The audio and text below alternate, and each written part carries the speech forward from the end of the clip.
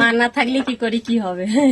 তো দেখো বন্ধুরা, মানে আমার ছেলে বৌমা বাড়িতে নেই, ওরা শ্বশুর বাড়িতে আছে। আজকে বাড়িতে আসার কথা ছিল, তাই এখনো আসেনি। আমার কাছে ফোন করেছিল বৌমার মা, বলছে খাবার আমি পাঠিয়ে দিচ্ছি দিদি, তোমার রান্না করতে হবে না।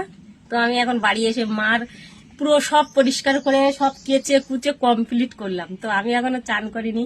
তা পেঁপে কেটেছি, আমি যে এখন একটু পেঁপে খাও, তারপরে ওরা ভাত নিয়ে আসলে তখন খাবে।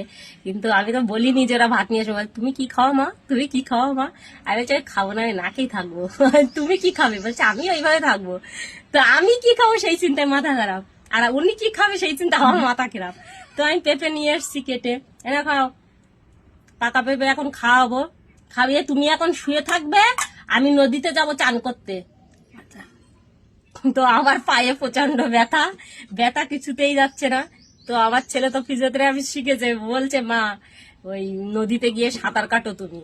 তো আমি আজকে থেকে যাব নদীতে সাঁতার কাটতে, দেখি কি হয়, যাই কি ব্যথা কমে কিনা। সাঁতার কাটলে হবে? বাবা আমার ভুরুটা উঁচু করার কি টেকনিক, নাও। তাই আমি এখন নদীতে সাঁতার কাটতে যাবো, বুঝলে। তুমি কেটেছিলে কখনো সাঁতার?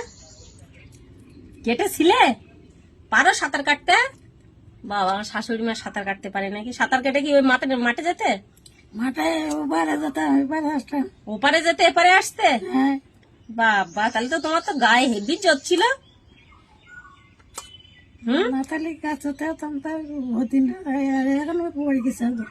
ও এখন পড়ে গেছে, শুধু বলছে না গায়ে শক্তি না থাকলে ভরদিন কাজ করতে পারতাম, এখন নাই পড়ে গেছি। তাই এটা ঠিক কথা, 60 কেজি ধানের বস্তা মাথায় চাগাতে পারতো, ওই জন্য তুমি 60 কেজি ধানের বস্তা মাথায় চাগিয়েছিলে না? 70 কেজি। 70 কেজি? ওরে বাবা 70 কেজি, ওই জন্য তুমি এত ছোট হয়ে গেছো। অত বোঝা কেউ মাথায় নেই। এই যে আবার কাঁদে, এই কাঁদলে কিন্তু আমার মাথা গরম হয়ে যায়। আমি কাঁদি দেখেছো? আমি সবসময় দাঁত বার করি, দেখো না? 70 কেজি ধানের বস্তা চাগিয়ে ছোট হয়ে গেছে শাশুড়ি মা। তা চলো আমরা এখন পেঁপে খাই, দুই শাশুড়ি বৌমা বসে বসে। তোমরা খাবে তো? বেশি মিষ্টি না, অল্প অল্প।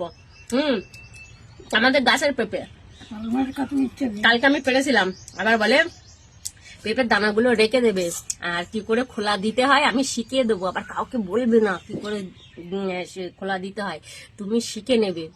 আমার চেয়ারে বসিয়ে দেবে, আমি দেখিয়ে দেবো, তুমি বানাবে। অথচ নিজে হাঁটতে পারে না।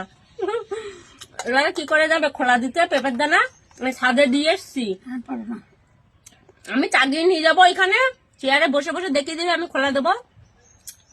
ঠিক আছে? কারে কিনতে বলতে পারো কেন? তো চলো বন্ধুরা আমরা খেয়ে নিই।